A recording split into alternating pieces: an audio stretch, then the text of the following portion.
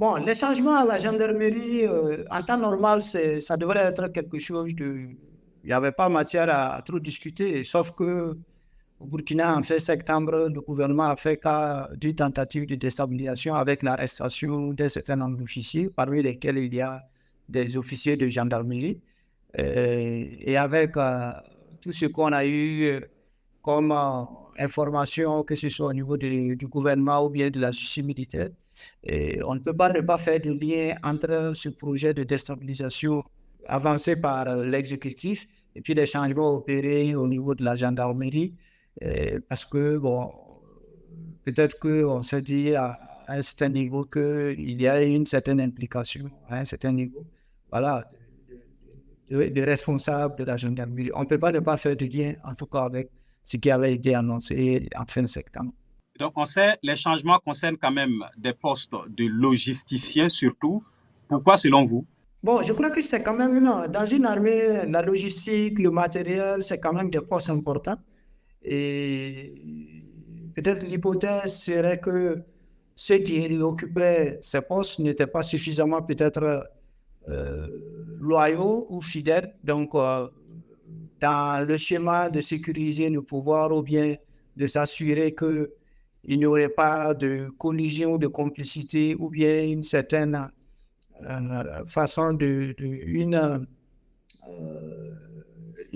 mise en intelligence de responsables à son niveau. Peut-être qu'on a préféré, les autorités de la transition ont préféré faire ce réaménagement-là parce qu'il faut rappeler que ceux qui prennent ces décisions sont eux aussi issus d'un push et ils savent certainement peut-être comment ça se passe, quels sont les postes clés où il faut avoir une main, où il faut s'assurer de la loyauté, de la fidélité de ceux qui occupent des responsabilités. Donc, ils essayent peut-être de prévenir et de tirer les leçons, évidemment. L'autre volet, ça concerne le Conseil supérieur de la communication. Le gouvernement a adopté un projet de loi.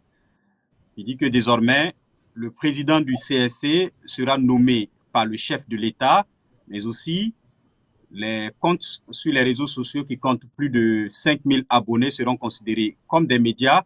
Qu'est-ce que vous pensez de tout cela? Bon, on ne peut que regretter cette attitude du gouvernement de transition.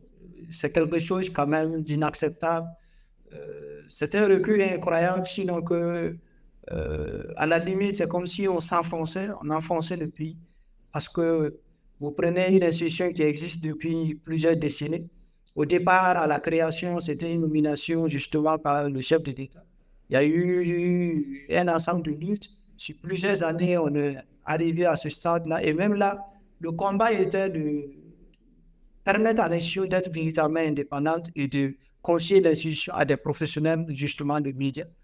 Parce que le président, l'exécutif, de façon globale, se retrouvait avec un grand nombre de conseils.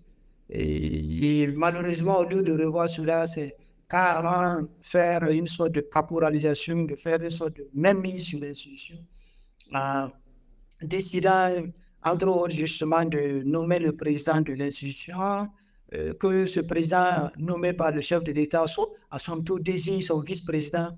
C'est vraiment des choses incroyables de ce genre qu'on nous ramène en 2023.